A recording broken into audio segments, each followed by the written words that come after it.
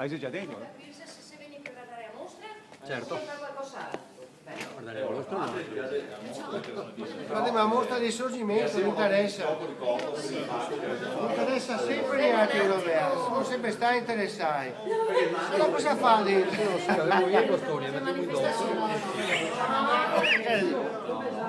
Vogliamo consegnare questo tricolore al signor Presidente, anche i due, ma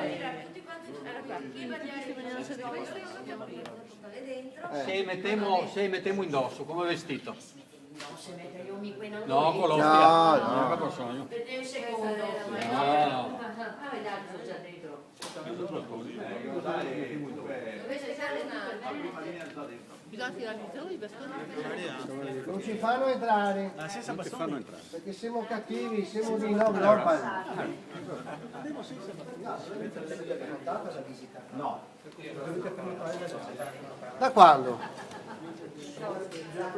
Bisogna prenotare la visita, allora è una novità, No, e comunque guarda. bisogna prenotare la visita. Che se altra gente che si è entrata senza prenotare. Comunque guarda, allora il problema è questo, tanto posso proprio, il servizio lo facciamo lo stesso, se ci impedite di entrare con questa scusa è peggio per voi, va bene lo stesso per carità.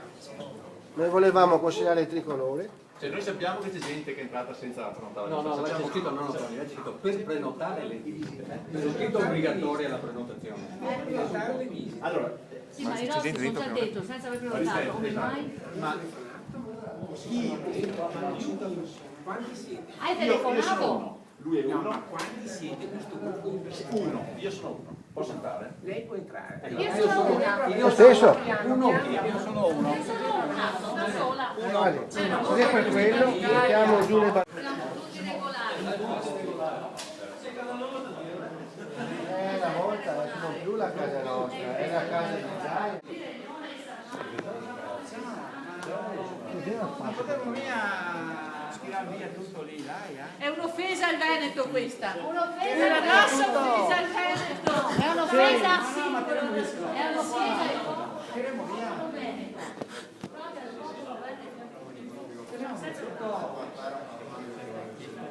Certo che... Ma il fatto che abbiano coperto il leone in questa mostra significa che per loro questo simbolo non ha nessun valore e quindi dimostrano che tra il tricolore, il risorgimento e il leone di San Marco c'è incompatibilità, sono loro per primi che ce lo dicono, noi faremo in modo di arrivare a rendere concreta questa incompatibilità.